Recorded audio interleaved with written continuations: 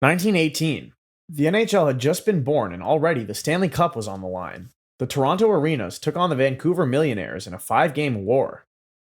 Baby Dye lit up the series, scoring clutch goals when it mattered most. Toronto closed it out in Game 5, 2-1, sealing the cup at Arena Gardens. The Arenas became the first NHL team to win it all in the league's first season. 1919. The rematch was set, Montreal Canadiens versus Seattle Metropolitans. It was a gritty tied-up series, deadlocked at 2-1, but fate intervened. The Spanish flu swept through the Canadiens' locker room. Players were hospitalized. Joe Hall died. The final was cancelled. No cup was awarded. 1919 remains the only unfinished final in hockey history. Ottawa Senators came to the cup stage, facing the Seattle Metropolitans in another East versus West showdown. Punch Broadbent brought fire. Clint Benedict shut the door in net. It went all 5 games, with Ottawa pulling out a 6-1 win in the decider. The Senators hoisted the cup for the first time in the NHL era and stamped their place as a powerhouse reborn. 1921. The Senators were back, this time against the Vancouver Millionaires. A coast-to-coast clash again, fierce and tactical. Vancouver snatched Game 1, but Ottawa roared back. Cy Dennedy took over, scoring 5 goals across the series. Clint Benedict stood tall, allowing just 1 goal in the final 2 games. Ottawa won it 3-2, clinching back-to-back cups. The dynasty had begun, and the cup was Canada's to lose. 1922. The Toronto St. Patricks faced the Vancouver Millionaires in a 5-game showdown. It was East versus West, new blood versus old guard. Vancouver came out swinging, but Toronto's Reg Noble answered every punch. He scored the game winner in the decisive Game 5, sealing a 5-1 victory. The St. Patricks claimed their first and only Stanley Cup under that name. They'd later become the Maple Leafs, but 1922 marked the beginning of Toronto's hockey legacy. 1923. The Ottawa Senators took the ice against the Edmonton Eskimos, an Alberta team making its one and only Cup final appearance. The series was short, but brutal. Ottawa's defense suffocated Edmonton, with goaltender Clint Benedict posting back-to-back gems. Cy Dennedy did just enough on offense, scoring in both games. The Senators swept the series 2-0. It was their final cup of the early dynasty, their 4th in 6 years, a gritty farewell to an era. 1924. A new force emerged in Montreal. The Canadiens, led by a 21-year-old sensation named Howie Morenz. They squared off against the Calgary Tigers in the first cup final held at the Forum. Montreal dominated, winning 6-1 in Game 1 and blanking Calgary 3-0 in Game 2. Moren's speed and flair stunned the West. He scored twice in the opener. The Habs clinched the cup in a sweep, and just like that, the Morenz era was underway. 1925. The Montreal Canadiens were favorites, but the Victoria Cougars of the WCHL had other plans. It was the final stand of a league outside the NHL. Victoria's defense smothered the Canadiens, winning 3 of 4 games. Jack Walker and Frank Fredrickson led the charge, while Hap Holmes shut the door in net. With a 6-1 win in Game 4, the Cougars captured the cup. It would be the last time a non-NHL team won it all, a final gasp before the NHL's era of dominance. 1926. The Montreal Maroons faced the very same Cougars, in what would be the WCHL's swan song. Montreal stormed through the series. Goaltender Clint Benedict delivered a masterclass, including a shutdown in Game 3. Niels Stewart erupted for 6 goals in Game 4, including the clincher. The Maroons took the series 3-1, and with that, the Stanley Cup became NHL property for good. 1927. For the first time, the Cup was contested exclusively by NHL teams. The league had grown, and now its 2 division winners met head-to-head. The Ottawa Senators clashed with the Boston Bruins in a bruising best-of-5 series. It was tight defensive hockey, goals were rare, and tempers flared. Ottawa shut down Boston twice and won the series 2-0 with 2 ties. Cy Dennedy scored in the decisive Game 4, and Alec Connell was a brick wall. The Senators lifted their last Stanley Cup, their 5th title, and the end of a dynasty. 1928. It was all New York at Madison Square Garden. The Rangers faced the heavily favored Montreal Maroons, but in Game 2, disaster struck. Rangers coach Lester Patrick had to suit up as goalie after Lauren Chabot went down. At age 44, he made save after save, stealing the game in overtime. Rookie Frank Boucher dazzled with 4 goals in the series. The Rangers pulled off the upset, winning 3-2 in 5 games. They claimed their first cup and delivered one of the most legendary coaching stunts in sports history. 1929. The Boston Bruins dominated all season. A 26-13-5 record and a red-hot playoff run. 1929. The Boston Bruins dominated all season. A 26-13-5 record and a red-hot playoff run. They met the Rangers in the final. Tiny Thompson stood tall in net, allowing just 1 goal in 2 games. Cooney Wheeland and Dutch Gaynor led the offense, relentlessly on the forecheck. Boston swept New York 2-0 in the short best-of-3 format. It was the Bruins' first Stanley Cup and the first of many for the black and gold. 1930. The Montreal Canadiens were on fire. A 38-5-1 regular season, powered by Howie Morenz at full throttle. They faced the Boston Bruins in the final, a team just as fierce. But the best-of-3 series ended quickly. Montreal stunned Boston in Game 1, then crushed them 4-3 in Game 2. Morenz scored twice, and goalie George Hainsworth locked things down. The Canadiens stopped Boston from back-to-back cups. 1931, a rematch between two Titans, Montreal Canadiens versus Chicago Blackhawks. This game, the series stretched to a dramatic Game 5. Morenz once again took center stage, scoring a key goal in the final. Chicago's Chuck Gardner was heroic in net, but Montreal had too much firepower.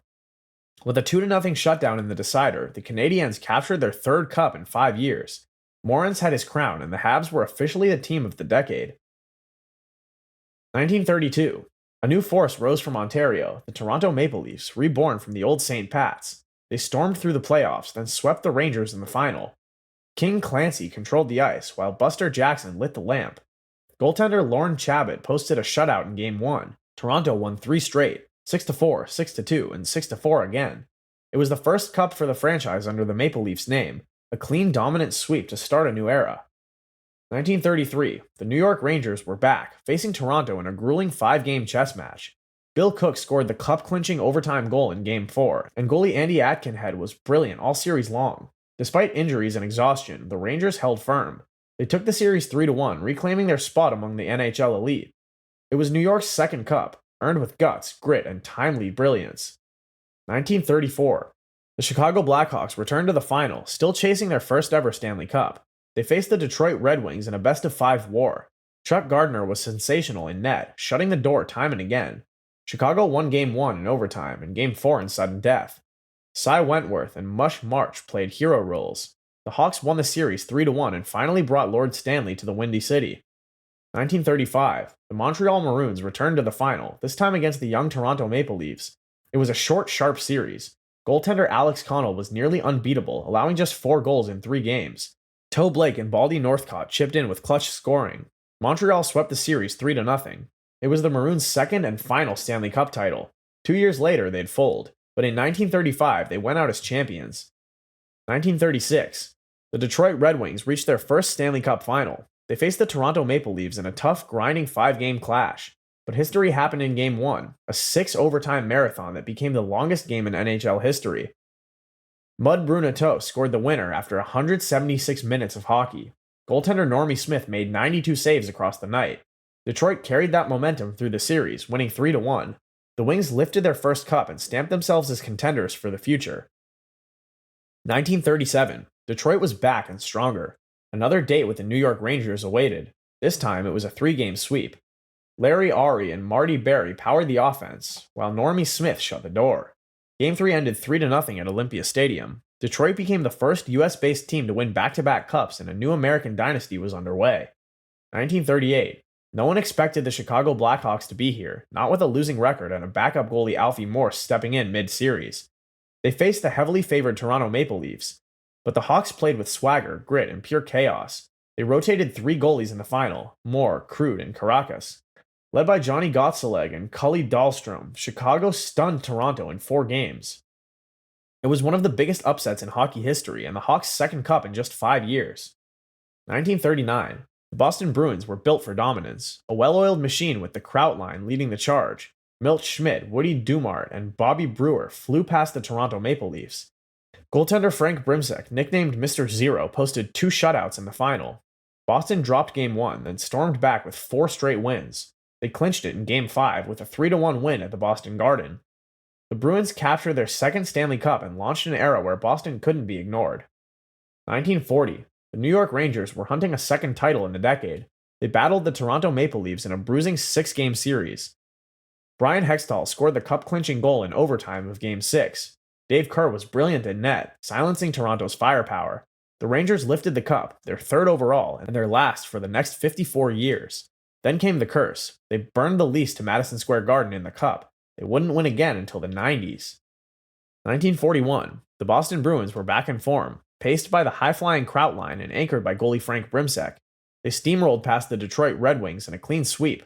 Milt Schmidt led all scorers, and Boston closed it with a 3-1 win in Game 4. It was their second cup in 3 years, and the last before the war scattered rosters and changed the game. 1942, the most legendary comeback in Stanley Cup history, Toronto versus Detroit. Wings raced out to a 3-0 series lead, but the Maple Leafs refused to fall. They stormed back, winning 4 straight, capped by a 3-1 victory in Game 7. Don Metz became a surprise hero with 4 goals over the last 3 games. The Leafs became the first team ever to win the Cup after trailing 3-0, a miracle in blue and white. 1943, Detroit came back with revenge, facing Boston in a lopsided 3-game final. The Wings were relentless, outscoring the Bruins 16-6 across the sweep. Joe Carveth led the way with 6 points. Johnny Mowers shut the door in net. It was Detroit's 3rd Stanley Cup and the first step in a dominant wartime run. 1944, the Montreal Canadiens were unstoppable, led by Rocket Richard, Toe Blake, and Elmer Locke. They dominated the Chicago Blackhawks in 4 straight. Richard scored 5 goals in Game 2 alone, announcing himself to the world. Bill Durnan was flawless in net. Montreal claimed their first cup since 1931, and Rocket Mania had officially begun. 1945, a rematch of 1942, Toronto versus Detroit, only this time the Leafs held on. They jumped ahead 3-0, but Detroit battled back. Game 7 at Maple Leaf Gardens was tight, tense, and unforgettable. Babe Pratt scored the winner, and rookie goalie Frank McCool recorded his 3rd shutout of the series. The Leafs won 2-1, avoiding a collapse and lifting their 2nd cup in 4 years. 1946, the Canadiens returned, rebuilt and ready. Montreal faced Boston in a classic Original Six clash. Toe Blake led the way with 7 points in 5 games. Elmer Locke and Rocket Richard added the knockout blows. Montreal took the series 4-1, claiming their 6th cup and their 2nd in 3 years. 1947, a new rival was born, the Toronto Maple Leafs versus the Montreal Canadiens. The Leafs won the opener in overtime, then followed with 2 more. Montreal clawed back in Game 4, but Toronto slammed the door in Game 6. Ted Kennedy and Syl Apps led the charge, while Turk Broda made key saves in crunch time. Toronto took the series 4-2, and their dynasty was just getting started. 1948, Toronto was back, this time against the Detroit Red Wings. They dominated from start to finish, sweeping the Wings in 4 straight. Harry Watson scored 7 points, and the Leafs' power play was lethal. Turk Broda posted a shutout in Game 3. Toronto won Game 4, 7-2 to seal it. That made it back-to-back cups and a force that wasn't slowing down. 1949, one more run. Toronto met Detroit again, and again, the Leafs prevailed. They swept the series, becoming the first NHL team to three-peat. Max Bentley and Harry Watson led the scoring, while Broda allowed just 5 goals in 4 games. The Leafs were on top of the hockey world. 3 cups in 3 years, a run for the ages. 1950, drama, blood, glory. Detroit versus the New York Rangers in a brutal 7-game series. Game 7 went to double overtime, and Pete Babando scored the cup winner on a bouncing puck. Detroit lifted the cup without Gordie Howe, injured in the semis. Terry Sawchuk stood tall in net. The Wings won their 4th championship and proved their depth ran championship deep. 1951, an all-Canadian clash, Toronto versus Montreal. Every game in the series went to overtime. Every single one. Bill Barilko scored the cup winner in Game 5, diving headfirst into history. Months later, his plane vanished in the northern Ontario wilderness. The Leafs won their 4th cup in 5 years, and the legend of Barilko would echo for decades.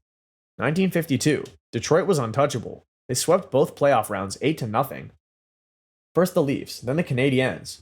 Gordie Howe, Ted Lindsay, and Alex Delvecchio overwhelmed opponents. Terry Sawchuk was perfect, 4 shutouts, 1 goal allowed in the finals. The Wings hoisted the cup undefeated, a perfect playoff for a nearly perfect team. 1953, a tight grinding final, Montreal versus Boston. The Canadiens took it to 5 games with a 1-0 shutout in Game 5. Elmer Locke scored the winner, and rookie goalie Jerry McNeil was brilliant. It was a defensive masterclass, not a shootout. Maurice Rocket Richard was held to just 1 goal, but the Habs still found a way. Cup number 7 for Montreal. 1954, Detroit and Montreal back at it again. A classic 7-game war filled with fire and controversy. Game 7 went to overtime. A freak deflection off Tony Leswick's stick and off Doug Harvey's glove won it. The Wings lifted the cup at Olympia Stadium. Terry Sawchuk dominated once more. It was Detroit's 2nd title in 3 years. 1955, same 2 teams, same stakes. Montreal took the lead early in the series, but Detroit stormed back, winning games 6 and 7. Alex Delvecchio and Ted Lindsay delivered dagger goals. It was another 7-game slugfest, and the Wings came out on top again. Back-to-back cups for Detroit, but this would be the end of their era. 1956, the birth of a new one. Montreal took on Detroit and made a statement. Rocket Richard, Jean Béliveau, and Henry Richard were unstoppable. Jacques Plante took over in net. Montreal won the series in 5 games. It was the first of 5 straight cups, a run no team had matched since. 1957, rematch time, Montreal versus Boston. Same result. The Habs controlled the series, winning in 5. Maurice Richard and Jean Béliveau lit up the scoreboard. Doug Harvey commanded the blue line, dictating every shift. Back-to-back cups for Montreal, and the machine was just warming up. 1958, third straight. The Canadiens met the Bruins again, and again they closed the door. Béliveau and Dickie Moore torched the Boston defense. Jacques Plante was nearly flawless in net. Montreal lifted cup number 10. 1959, 4 in a row. Montreal faced Toronto, future rivals, present victims. Bernie Joffrion and Jean Béliveau scored clutch goals. Plante held the Leafs to just 5 goals in the final 4 games. Montreal took the series in 5. Another ring, another banner, and they still weren't done. 1960, Montreal met Toronto in a matchup of titans. The Canadiens swept the Maple Leafs in 4 games. Jean Béliveau, Boom Boom Geoffrion, and Henry Richard led the charge. Jacques Plante allowed just 5 goals the entire series. It was the Canadiens' 5th straight Stanley Cup, an unmatched run of dominance, and the final cup for Maurice Rocket Richard, who retired with 82 playoff goals and a legacy cemented. 1961, a new champion rose, Chicago versus Detroit. The Blackhawks took the series in 6 games, snapping Montreal's 5-year reign. Bobby Hull scored 14 points, Stan Mikita added 11. Glenn Hall stood tall in goal. Chicago clinched it with a 5-1 win in Game 6. It was the Blackhawks' first Stanley Cup since 1938, and their last for nearly half a century. 1962, Toronto returned to glory. They battled Chicago in a tight 6-game series. Dave Keown made his playoff debut, scoring clutch goals. Frank Mahovlich and Dick Duff carried the offense. Johnny Bower shut down the Hawks in Game 6, securing a 2-1 win and Toronto's first cup since 1951. It was the beginning of a new reign and the start of a blue and white resurgence. 1963, the Maple Leafs defended their crown, this time against the Red Wings. Toronto dominated the series, winning in 5 games. Dave Keown scored twice in the clincher. Johnny Bower allowed just 10 goals all series. George Armstrong lifted the cup at Maple Leaf Gardens. Back-to-back titles for Toronto and confidence that more were coming. 1964, rematch, Toronto versus Detroit in another classic. This time it went the distance. Bob Baughan returned in Game 6 on a broken leg and scored the overtime winner. In Game 7, Andy Bathgate opened the scoring early, and the Leafs closed it with a 4-0 shutout. Johnny Bower was brilliant once again. Toronto won their 3rd straight Stanley Cup, capping a legendary three-peat. 1965. Montreal made it back to the big stage, a 7-game slugfest against Chicago. Gump Worsley earned 2 shutouts in the final, while Jean Béliveau led the playoffs with 8 goals and 8 assists. He scored just 14 seconds into Game 7. Montreal rolled to a 4-0 win at the Forum. It was Cup number 13 for the Canadiens, and the first with Béliveau as captain. 1966. Detroit took on Montreal again, but this time, the Red Wings pushed them to the brink. The Canadiens dropped Game 1 and Game 4, but Henry Richards scored the series-winning goal in overtime of Game 6. Toe Blake coached his 5th Cup win.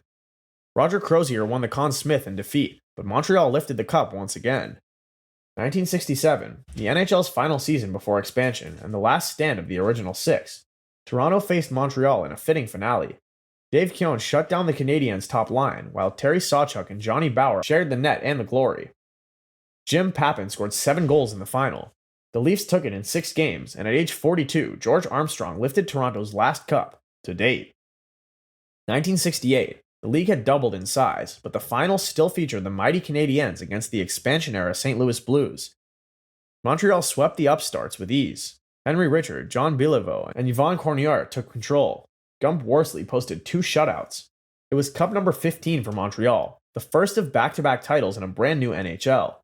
1969, same matchup, same result. Montreal crushed the Blues in another clean sweep. Serge Savard became the first defenseman to win the Conn Smythe. Yvon Cornier scored 8 goals in the playoffs. Béliveau added 2 goals in Game 4, his final cup-clinching performance. The Canadiens closed the decade with dominance, 4 cups in 5 years, 16 overall. 1970, a legend was born in overtime. Boston faced St. Louis, another mismatch on paper. Bobby Orr dominated the series and sealed it in Game 4, flying through the air after scoring the cup winner just 40 seconds into OT. Phil Esposito racked up 27 playoff points. Boston swept the Blues and won their first Stanley Cup since 1941 with the most iconic goal in hockey history. 1971, Montreal clashed with Chicago in a dramatic 7-game classic. The Blackhawks took a 2-0 lead in Game 7, but rookie goalie Ken Dryden shut the door after that. Henry Richards scored twice, including the winner. Jean Béliveau lifted his 10th and final cup. Montreal stormed back to win 3-2 in Game 7, a stunning comeback and the start of Dryden's reign. 1972, Boston was back, with revenge on their minds. They faced the New York Rangers in a 6-game showdown. Bobby Orr was masterful, winning the Conn Smythe again. He scored his series clincher in Game 6, 3-0 at Madison Square Garden. Phil Esposito added 7 points in the final. The Bruins claimed their second cup in 3 years, sealing a golden era for Beantown hockey. 1973, Montreal returned to dominance. They battled Chicago again and took control early. Yvon Cornier scored 15 goals in the playoffs, while rookie Jacques Lemaire added 4 in the final. Ken Dryden stopped 31 shots in Game 6, and Henry Richard hoisted his 11th cup, an NHL record. Montreal won the series 4-2, and the next wave of legends had arrived. 1974, the Broad Street Bullies crashed the party.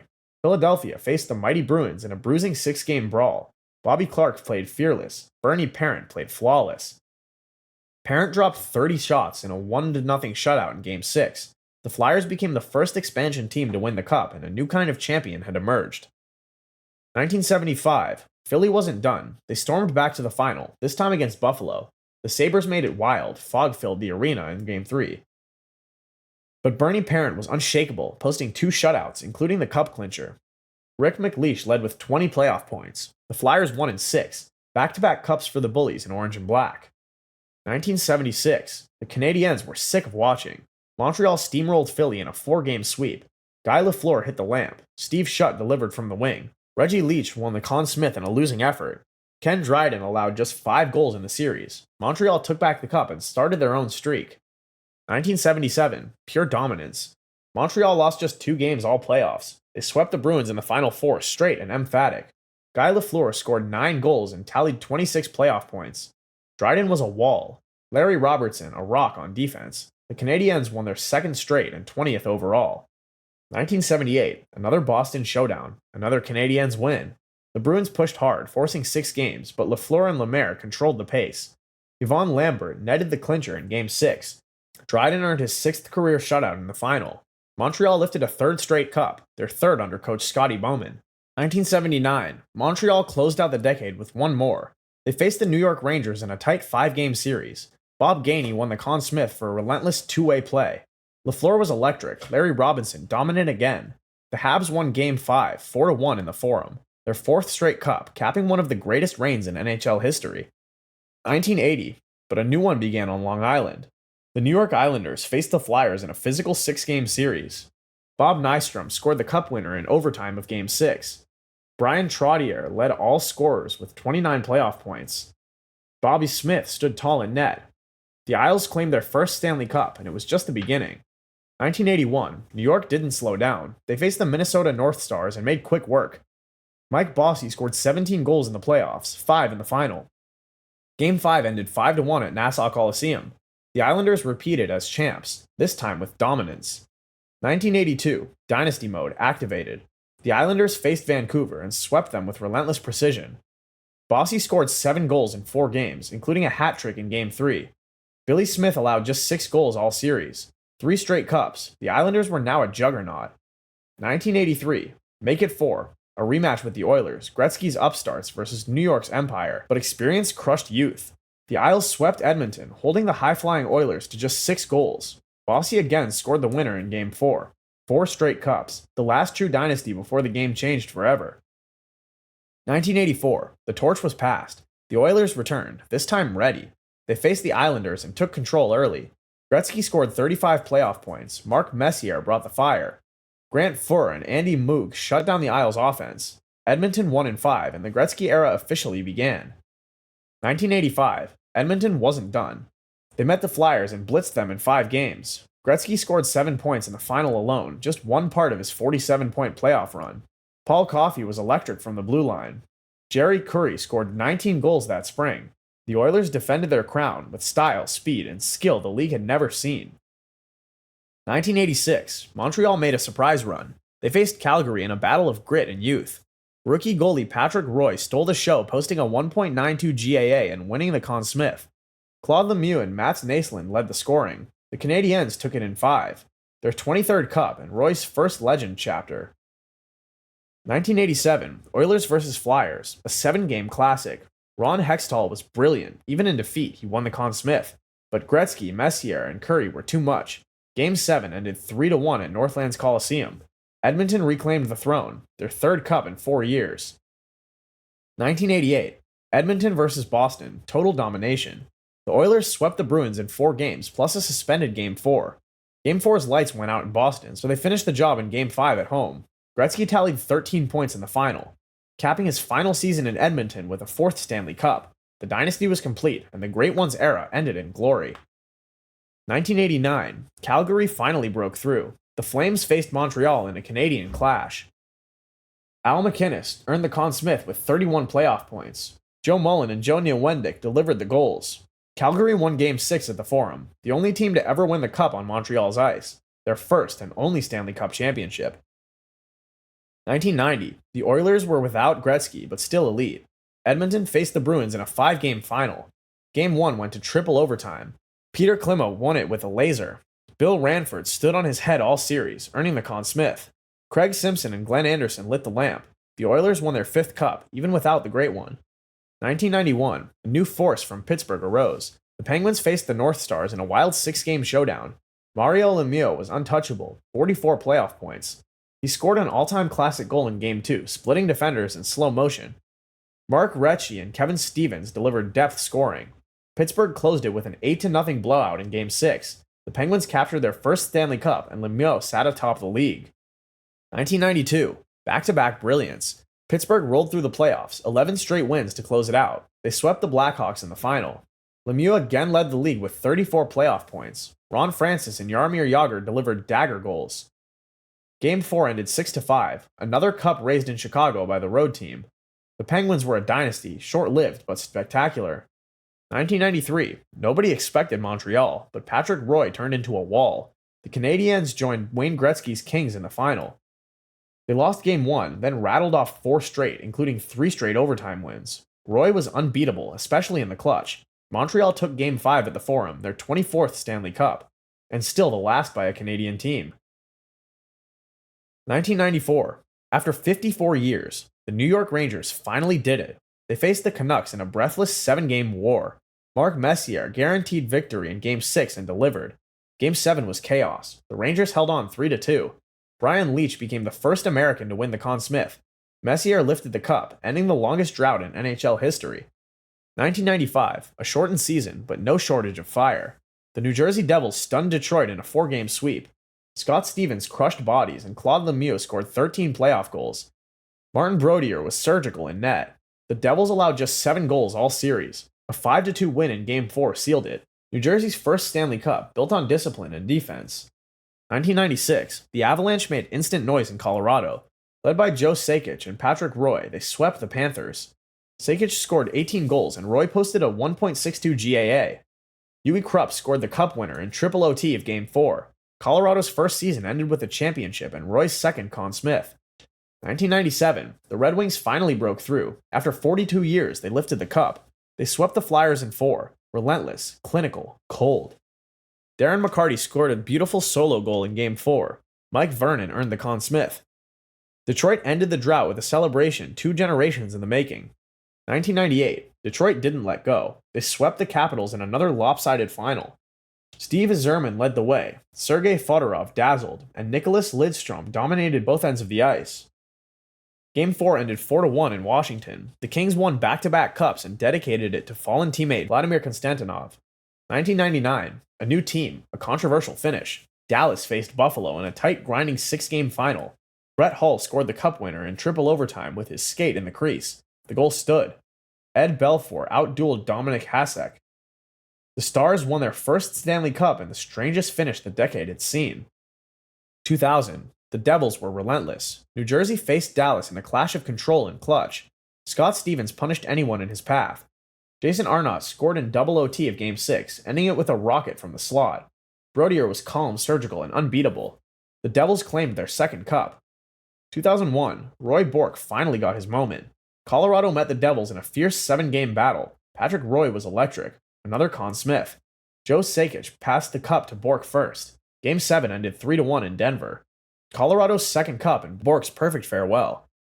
2002, Detroit loaded up. Hull, Robitaille, Dominic Hasek. They steamrolled the league. In the final, they faced Carolina. The Hurricanes stole Game 1 in OT. Then Detroit crushed them 4 straight. Nick Lindstrom lifted the Conn Smythe. A 3-1 win in Game 5 sealed it. Detroit's 10th cup, their most stacked team ever. 2003, defense ruled again. The Devils met the Mighty Ducks. Brodeur vs. Giguere. A wild 7-game series. Giguere won the Conn Smythe even in defeat. New Jersey blanked Anaheim in Game 7, 3-0. Mike Rupp scored the winner. The Devils lifted their 3rd cup, all built from the net out. 2004, clutch hockey. Calgary and Tampa Bay went to war. Jerome McGinley battled. Martin St. Louis flew. It went the distance, 7 games, no mercy. Ruslan Fedotenko scored twice in Game 7. The Lightning won 2-1, their first Stanley Cup in the final pre-lockout season. 2005, no cup, a full season canceled. The first time since 1919 the Stanley Cup wasn't awarded. The lockout reshaped the league and ended an era. 2006, a new age dawned. The Hurricanes faced the Oilers in a stunning final. Edmonton lost goalie Dwayne Rollison in Game 1, still pushed it to Game 7. Rod Brind'Amour led. Rookie Cam Ward was a wall. Carolina won 3-1 at home, their first Stanley Cup. 2007, the Ducks were mean, fast, and massive. Anaheim rolled through the playoffs. They shut down Ottawa in 5 games. Scott Niedermayer and Chris Pronger controlled every inch. Teemu Selan finally hoisted the cup. Giguere stood tall again. Anaheim's first cup and the first for California. 2008, old school versus new blood. The Red Wings faced Sidney Crosby's Penguins. Detroit dominated early, taking a 3-1 lead. Pittsburgh forced Game 6 with a triple OT thriller, but Game 6 ended 3-2 Detroit. Marc-Andre Fleury sprawled, too late. Henrik Zetterberg won the Conn Smythe. Detroit claimed their 11th cup. 2009, revenge served cold. A rematch, Penguins versus Red Wings. Detroit led 2-0, then 3-2. But Crosby, Malkin, and Fleury wouldn't break. Max Talbot scored twice in Game 7. Fleury made a last-second save on Lindstrom. Glove stretched. Game over. The Penguins won the cup. Crosby's first and the start of something bigger. 2010, Blackhawks reborn. Chicago faced the Flyers in a wild, high-scoring series. Jonathan Toews led. Patrick Kane danced. Dustin Byfuglien dominated the crease. Game 6, overtime. Kane snuck one past Leighton. No one saw it go in, but he did. The Hawks ended 49 years of waiting, and Toews lifted the Conn Smythe. 2011, Vancouver versus Boston. Flash versus Fury. The Canucks took the first 2 at home, but Boston hit back. Big. Tim Thomas stood on his head. Shutouts in Games 4 and 7. Brad Marchand stirred chaos. Game 7 in Vancouver. 4-0 Bruins. Boston's first cup since 1972. An all-time war. 2012, from 8th seed to elite. The Kings tore through the playoffs. Jonathan Quick was untouchable. 16 wins, 1.41 GAA.